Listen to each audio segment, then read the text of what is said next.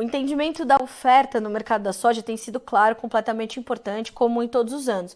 No entanto, o entendimento do comportamento da demanda e como o Brasil está ou não conseguindo atender essa demanda, por diversos fatores, é o que a gente vai tratar nesse boletim, entender como estão os compradores, como o Brasil está conseguindo entregar toda essa soja que tem colhido, e para isso, para nos ajudar nessa análise, Eduardo Vanin, analista do Complexo Soja da Agriinvest Commodities, conosco nesta manhã de terça-feira. Vanin, bom dia, seja bem-vindo, é sempre um prazer ter você com a gente. Bom dia, Carla, bom dia a todos, tudo bem? Tudo bem contigo? Estava vendo aqui, duas coisas, uma já os prêmios aí, as primeiras indicações do dia caindo, De prêmios da novo. soja, e acabou de sair aí mais vendas de milho lá dos Estados Unidos para a China. Semana passada foi uma loucura total, 2 milhões de toneladas, pelo menos, vendidas dos americanos para os chineses. O que eles estão querendo com tanto milho dos Estados Unidos, Vanin? Bom, é que agora não tem, Brasil não é mais vendedor, a Argentina tá cara, a Ucrânia tá nesse vai não vai, mas tá equivalente mais ou menos ao preço dos Estados Unidos posto China, só que com toda a complicação logística. Então, realmente, o milho americano é a única opção para quem quer comprar milho da janela abril, maio, junho, julho, aí já tem o Brasil, mas nesses 3 meses agora é só os Estados Unidos mesmo. Tá. Agora, eles estão numa demanda normal de milho, os chineses, ou eles estão comprando mais por algum motivo? Não, na verdade está pior. Tanto é que hoje, na madrugada deles, na nossa, o milho futuro lá na Bolsa de Dalian caiu 2,3%. É a maior queda diária desde julho. Caramba. E com volume. E aí o que os chineses lá estão falando é que a demanda não é tão grande assim. Você tem a indústria de milho na China que está perdendo muito dinheiro, indústria do amido, é importante, 85 milhões de demanda por ano. Então é um mix disso tudo. Um chinês até foi meio brabo comigo. Ele falou, olha, eu não sei da onde que tiraram que o consumo na China seria maior pós o zero Covid. Uhum. Bom, isso é o que eu ouvi hoje. Sim. Agora, Vanin, como é que você está fazendo a sua leitura, que sempre é muito completa, muito ampla, desse consumo chinês? É claro que a gente vai falar sobre soja, sobre milho, mas o entendimento desse momento do maior comprador de commodities do mundo é um momento favorável para a China, de recomposição, de retomada, ou é um momento de extrema cautela para entender efetivamente para onde eles vão? Que leitura você tem feito agora? Qual que é o retrato desse momento da demanda chinesa?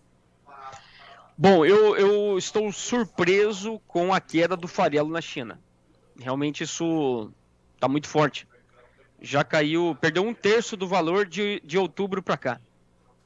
A soja caiu nesse período? Caiu, só que muito menos. A soja custo e frete China caiu aí os seus de janeiro para cá, início do ano para cá, caiu aí mais ou menos os seus $30 por tonelada, posto lá.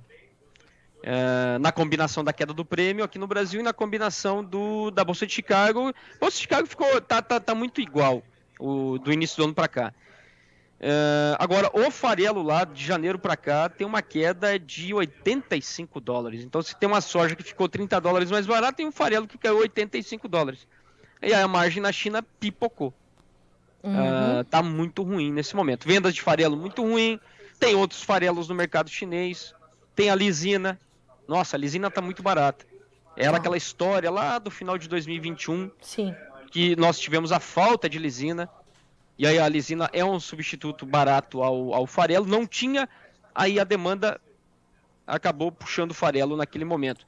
Mas agora está sobrando. Então você tem uma sucessão de coisas no mercado chinês que não está ajudando em nada nesse momento.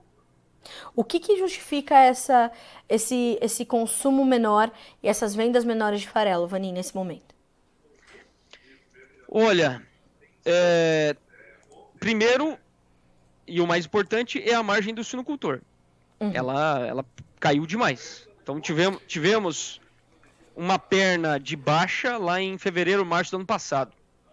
Que foi exatamente naquele momento do lockdown em Xangai. Depois houve uma perna de alta. 5 meses depois, 6 meses depois, lá em agosto. Aí foi muito bom. Agosto, setembro, outubro, novembro. Foi uma maravilha. Demanda deles por farelo foi muito boa. E aí eles saíram comprar soja. Foi muito bom. Certo. Acabou sustentando Chicago, etc, etc. Agora temos uma nova perna de baixa. Fevereiro foi a mínima. Margem negativa de novo. Então esse é o principal motivo. Margem do suinocultor não está boa. E há um processo de consolidação que a gente tem que entender na China, do setor da suinocultura, que o setor lá é muito fragmentado, bem diferente do Ocidente. Você tem aqui, 3 grandes empresas que dominam o mercado. Estados Unidos da mesma forma. Certo. Na China não, você tem os 3 maiores, eles representam somente 14% do mercado, 14%. O resto são empresas menores, e daí você vai ter produtores muito menores, de 500 matrizes, 50 matrizes. Aí há um processo de consolidação que está acontecendo, e esse processo ele está sendo pela dor. O que é? Margem negativa. Essas empresas, as grandes, estão tentando criar formas, eficiência, aqueles mega prédios que a gente vê no YouTube, para diminuir o custo por quilo. Então eles querem chegar a um custo de produção abaixo de 15 yuan por quilo. Tá. Hoje o preço de venda lá é 15. Quer dizer, o mais eficiente de todos está no break-even. O resto da turma está tudo perdendo dinheiro. Isso é por conta de uma contenção também do consumo por proteínas, ou uma recuperação dos plantéis? E agora a gente vê de novo a peste suína africana assombrando lá de novo, né, os suinocultores chineses. Como é que como é que isso se construiu? Esse momento de margens ruins, de queda nas margens dos suinocultores se construiu na China, Vanim? Olha, essa margem ruim, ela se dá porque a capacidade de produção tem aumentado. É só você pegar o número de matrizes. Sim. Ele já supera o nível lá de 2017, que foi antes da peste suína africana. Portanto, a capacidade de produção na China é grande. O ano passado eles abateram 700 milhões de animais. Volta aqueles níveis lá de trás. Só que o consumo, como você está falando aí, mudou um pouco. Não mudou em termos de volume. Até o volume de carne. Se você pegar todas as carnes, inclusive frutos do mar, peixe e tudo mais, quilo habitante ano está maior. Tá. Só que o mix mudou um pouco. O chinês não quer só mais a carne suína. Estagnou. Sim. Parece que o consumo atingiu um platô de 54, 55 milhões de produção. Sim. Aí ficou por aí. O que está crescendo é a carne bovina, a carne de frango está crescendo, peixe está crescendo bastante. Aí, quer dizer, o mix mudou, mas o tamanho do mercado aumentou. Certo. Portanto, todas as vezes que a gente vê a produção chinesa passando de um certo volume mensal, o preço cai. Entendi.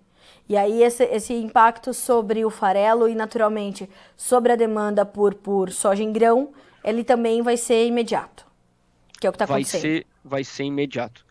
O que eu diria é que o Brasil, o mundo produtor de soja, tem que começar a buscar outros mercados que não só a China. Porque é o mercado da liquidez global. Toda a trading que tem algum programa de soja tem que desovar lá 2/3 do seu programa. Onde ela não vai fazer margem, realmente para garantir um programa, vai garantir liquidez para ela, etc. e tal, na estratégia que ela está desenvolvendo, mas não é um mercado que hoje dá para fazer margem. Portanto, como não é um mercado que está em crescimento, pelo menos por enquanto, tem que buscar outros mercados. Tá. Como é que isso tem chegado e como é que isso impacta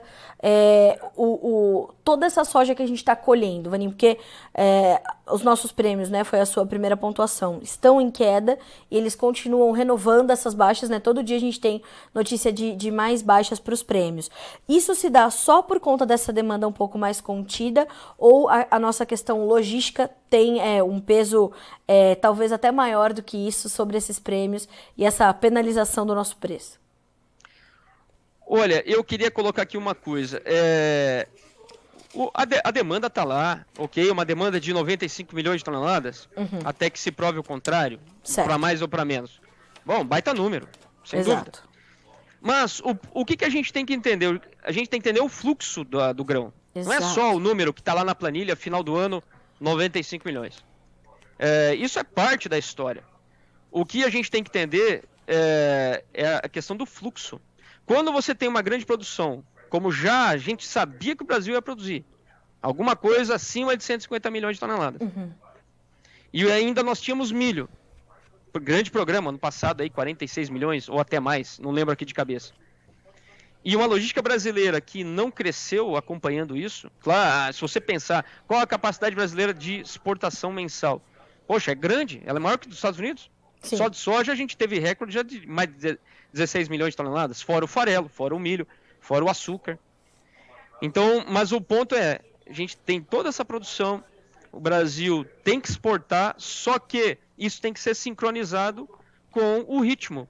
Se o ritmo estiver à altura da entrada do grão no mercado, então você não vai ter essa pressão que a gente está vendo. Agora, o contrário, aí você vai ter essa pressão, que é o que a gente está vendo agora.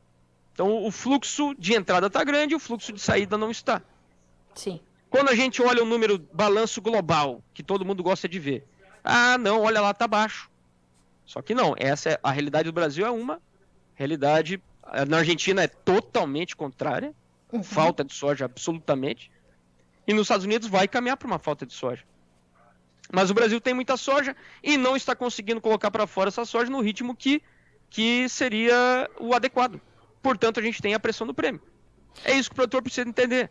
Não é só ficar falando de, a Argentina quebrou, e, portanto, vai puxar soja. Bom, em algum momento pode ser, mas nesse momento o Brasil não está conseguindo escoar toda a soja. E aí o prêmio não para de cair. Vaninha, onde é que está o principal gargalo hoje? É na fila de navios nos portos? É chegar essa soja do interior até o porto? Onde é que está o nosso principal problema na sua análise? Bom, aconteceu tudo de errado que podia. Primeiro um programa do milho que se estendeu, tá aí, tem milho ainda em Paranaguá, tem 400 e tantas mil toneladas. E mandando, né, Vaninha? E mandando. Acho que já não estão mais. Vendas novas é lá no Porto de Rio Grande que tá bem ocioso. Mas tem milho lá ainda. Poderia ser soja, mas não, é milho. O outro problema, de novembro para cá, se você pegar os índices pluviométricos em Paranaguá e em Santos, você vai ficar assustada. Choveu demais. Aí já começou a complicar a coisa toda. E para piorar a coisa toda aqui, as nossas rodovias aqui no Paraná, 277, caiu 2, 3 vezes, tá cheio de buraco, tá uma coisa de louca, o desvio que foi feito é um remendo que a gente não sabe quando que vai ficar normal de novo. E aí você vai somando tudo isso. E aí você tem a grande safra que está aí. Sim. Então nós temos um volume de rolagem de contratos. O embarque fevereiro que virou março, o março que vai virar abril. Então até essa bola de neve ela se resolver, a gente vai ter essa pressão nos prêmios. Porque o embarcador, o exportador, ele chega no momento em que ele não vai embarcar no mês de março, ele tem que rolar para o mês de abril, e aí ele vai pressionar o abril junto com novas vendas que estão acontecendo. E aí você vai tendo esse volume de venda que vai vindo para o mercado. E fora o custo que isso tudo causa para todos os elos também, o que também deixa os negócios menos atrativos. Sim. Custo, todo mundo, é o que eu gosto de falar, custo é short, todo mundo está vendido no custo, seja frete, seja armazenagem, enfim, outros custos envolvidos. Certo. Então, realmente, é o que você está falando. Agora, quem mais está sendo prejudicado é o produtor, que está carregando grão. Por quê?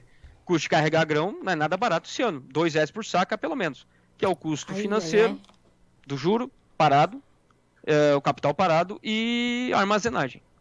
Tá.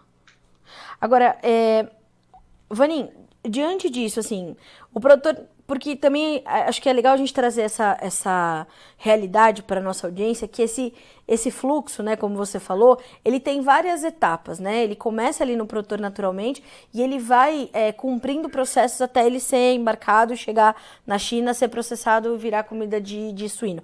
Mas assim, a gente está falando de um processo que é longo. Como é que tem sido para o produtor? Porque a gente recebe muito essa pergunta aqui, né? Os preços vão subir, já talvez não seja mais a única resposta que a gente tem que entregar para ele, né? Se o preço vai subir, mas se o preço está compensando para ele, se ele está fazendo margem ainda. Ele ainda está fazendo margem, o produtor no Brasil?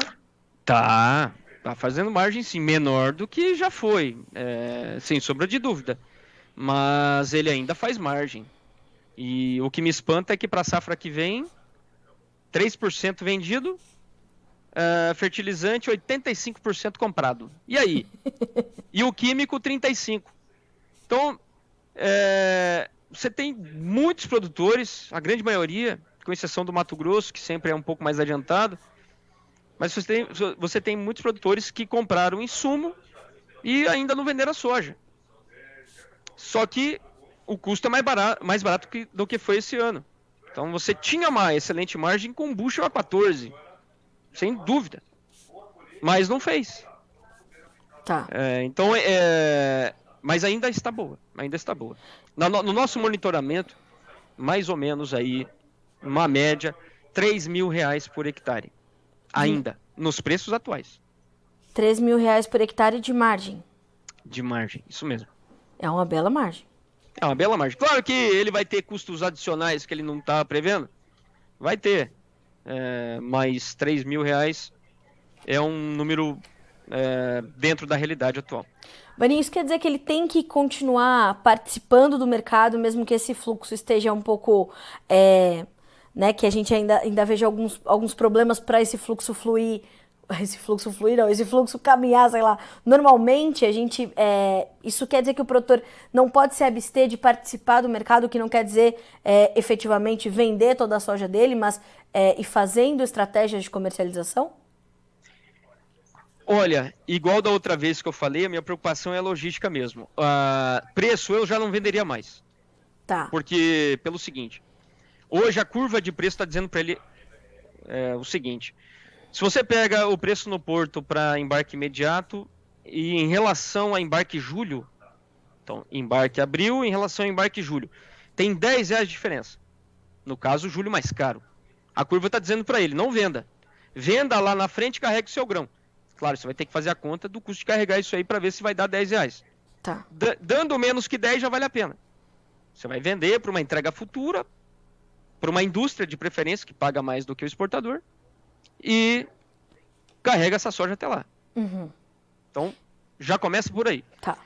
Agora, o que me preocupa muito é a logística. Para quem não tem logística resolvida, e para quem está em corredores que somente tem a exportação, e que dali a pouco se volta para o milho, caso do oeste do Paraná, oeste do Mato Grosso, algumas regiões de Goiás, mas também a parte mais ao norte do Mato Grosso, então você só tem a saída que é a exportação. Esses terminais vão virar ali em julho, junho, mais tardar julho, para milho. E aí vai ficar sem liquidez. Então, para esses produtores, tem que estar muito atento a essa janela. Agora, Vaninho, nesse período aqui de julho, quando a gente tem R$10 a mais, isso é via prêmio? Assim, a gente já tem uma melhora dos prêmios... Bolsa de Chicago está ao contrário, está invertida. O maio é mais caro que todos. Exato. Tá bom? Agora, o prêmio não, que é a realidade brasileira. Sim. Então você vai ter um prêmio maio menos 45, que saiu um negócio ontem. Já tem comprador a menos 65 hoje. Meu Deus. Só que o julho está 2 acima. Então veja a diferença. Tá. Você tem aí, se sair negócio hoje a menos 65, então você vai ter uma diferença arredondando de 65 centavos por bushel. Tá. O julho mais valorizado. Certo. Então é isso que vai dar esses R$10. Fora a curva do câmbio, que lá para julho ela é mais altinha, o futuro do que agora. Agora, Vaninho, te preocupa a gente ter bastante volume de soja para negociar numa condição mais atrativa nesse período, de julho ou adiante, com a safra americana em andamento? Bom, deixa eu ver se eu entendi tua pergunta. Safra americana em andamento ou a safra velha? Na verdade, a safra nova talvez Nova. chegando para competir com essa soja nos meses mais adiante. É um ponto que eu tenho batido. Sim. Com os nossos assinantes aqui. Realmente, esse aí é um pepino brabo que o Brasil tem, que os Estados Unidos vai ter. Esse risco, tanto milho quanto soja, do Brasil ter bastante produto virando o ano. Porque nesse ritmo que a gente está embarcando, pode ser que a gente não consiga exportar até dezembro 92 milhões de soja, que é o número do mercado aí. Tá. A gente já perdeu 1,5 milhão em fevereiro, março. A ANEC está falando 14 milhões, não sei como. Não vai dar isso aí. Tá. Então vai dar talvez 11 milhões e meio. Então nós vamos perder... vai ter um grande volume em abril e maio? Vai. Mas depois volta a cair. E depois você tem o milho que entra. Então, qual é o ponto? Talvez não dê 92 milhões de exportação, talvez dê 89. Então nós vamos ter um estoque de passagem grande de soja. E quem sabe também de milho. E aí vai concorrer. Vamos tirar um pedaço da exportação americana. Para Chicago isso não é bom. Vanim, como fica... na verdade, antes da gente entender um pouquinho da demanda interna, eu queria te ouvir, principalmente depois dessa revisão da mistura do biodiesel, mas você falou da ociosidade do Porto de Rio Grande. O que acontece? Por que isso está acontecendo? Bom, primeiro porque tem uma quebra de milho, que a gente sabe, tem uma quebra de trigo, e o trigo está sem liquidez, o Brasil está caro, e tem principalmente, claro, a quebra da soja. Então, tá ocioso. É sazonal, nessa época do ano já é mais lento mesmo, mas está menos do que o esperado. Então, o Rio Grande tem espaço lá, e por isso que a gente tem visto negócios de São Paulo, que normalmente embarcaria por Santos, está embarcando lá por Rio Grande, bem mais distante. Mato Grosso do Sul, da mesma forma, seria para Paranaguá, mas está indo para Rio Grande. Paraná, que seria para Paranaguá, está indo para Rio Grande. Porque, nesse momento, a preocupação de todos é: colhi e embarquei. Vou levar para onde, se os armazéns estão todos lotados? Sim.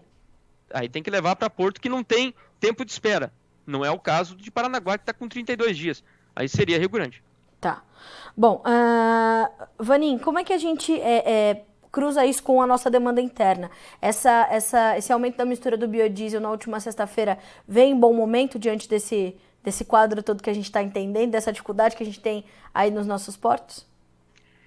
É importante, claro, ficou aquém do esperado. Sim. Já o esperado era B13 e B14 para esse ano também, aí sim faria diferença.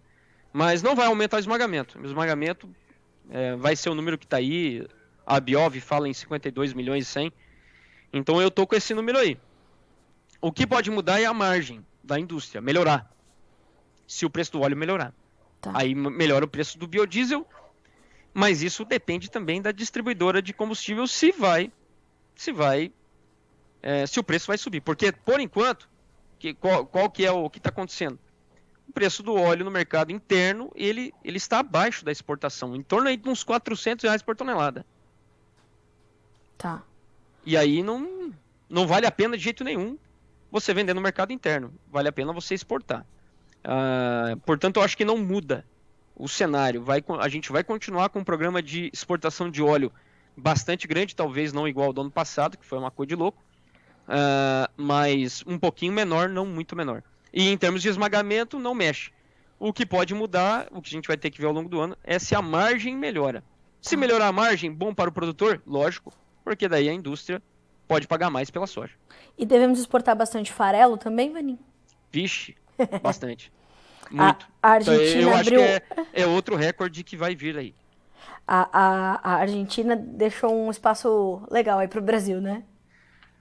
Eu diria que, olha, não vai bater, mas vai chegar perto. Assim, vai ser uma coisa histórica. O Brasil exportar quase o mesmo volume de farelo da Argentina. Certo. Não é porque o Brasil cresceu, mas é porque a Argentina vai ser muito menos. Até porque a Argentina vai ter que comprar nossa soja para processar, Vanim? Esse aí é a única forma da Argentina resolver a falta de soja lá, é comprando toda a soja do Paraguai. toda a soja do MS, claro, aí você esbarra na logística, barcaça, mas o que der vai ter que ir. E dando conta também aqui dos portos brasileiros, não digo Santos, Paranaguá, grandes portos, mas portos do norte, onde tem navios menores. Aí a Argentina vai estar se servindo ao longo de todo o ano. Tá. É muito mais barato do que parar tudo e lidar com um sindicato argentino que é brabo pra caramba. Eles estão nervosos por lá, hein, Eduardo Vanin? Já falaram que vão pra frente da Casa Rosada então, porque a capacidade ociosa tá violentíssima, a capacidade deles por mês é 5 milhões e 200 quase, e em janeiro esmagou 1.900. Então faz a conta aí. Deus. Vai dar quase 70% de capacidade ociosa. Fevereiro deve ter sido pior. Meu pai, mano.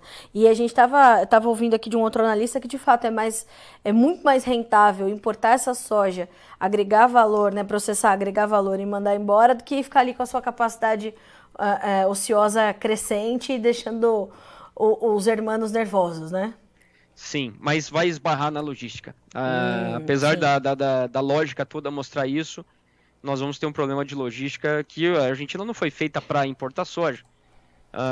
Então você tem toda uma logística interna que tem que ser, que é cara, transbordo, e então nós vamos ver esse vai ser um problema. Tá certo. Bom, Vaninha, a gente vai continuar acompanhando, vai continuar tentando entender todos esses elos, né? Obrigada mais uma vez por estar conosco aqui no Notícias Agrícolas. É sempre um prazer ter você e as suas análises.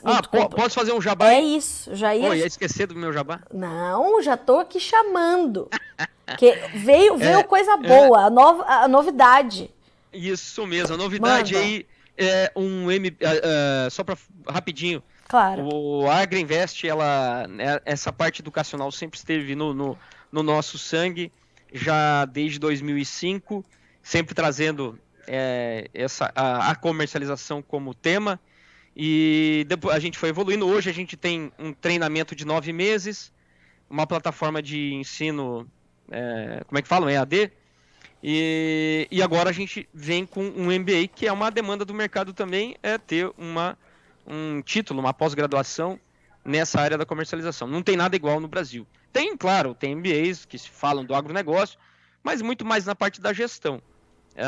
E agora a gente vem com um MBA focadaço na comercialização. Todos convidados. E tem uma parceria importante ali com a FIEP? FIEP, isso, Federação das Indústrias aqui do Paraná. É reconhecimento do MEC e tudo mais, né, Vaninho? Tudo, MEC, certinho. O nome do MBA é MBA Grain Merchandising Brasil. Bem invocado.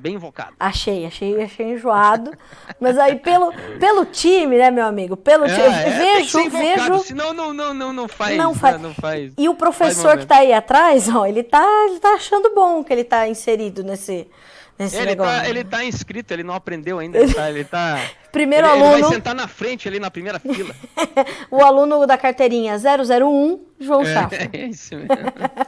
Vaninho, obrigada mais uma vez, meu amigo. Um abraço para ti e para todo o time da Agrinvest. Vocês são sempre muito bem-vindos aqui no Notícias Agrícolas para trazer e compartilhar essas informações com a nossa audiência que sai dessas entrevistas mais corajosos, com certeza, para encarar esse mercado. Obrigada. Maravilha. Obrigado, Carla. Obrigado a todos. Boa semana. Boa semana para ti, meu amigo. Até mais. Até mais. Tchau. Tchau. Senhoras e senhores, Eduardo Vanin, informações importantes para a gente entender a demanda.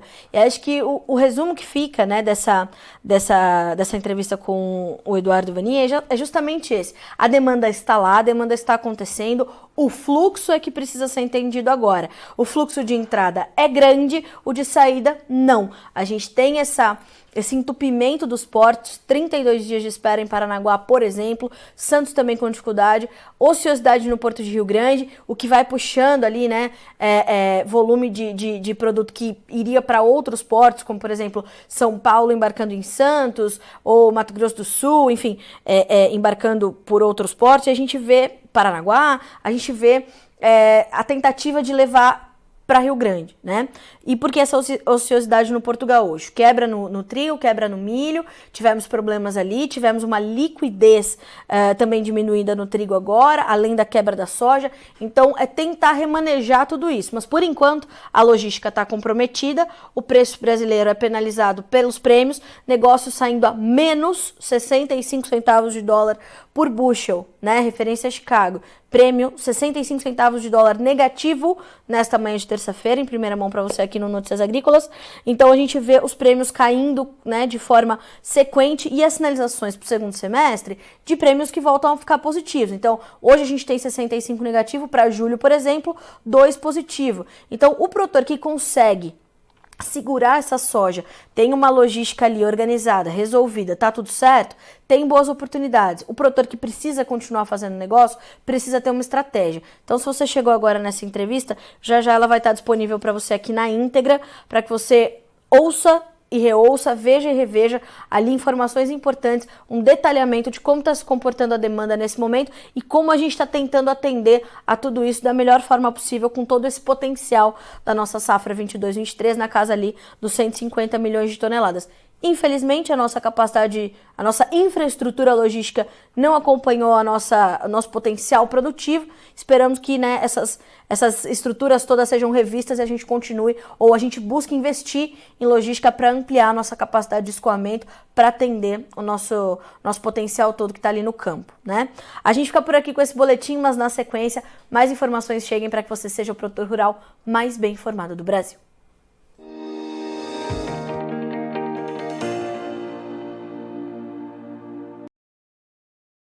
Participe das nossas mídias sociais, no Facebook, Notícias Agrícolas, no Instagram, @Notícias Agrícolas e em nosso Twitter, @Noteagri. E para assistir todos os vídeos, se inscreva no YouTube, na Twitch, no Notícias Agrícolas Oficial.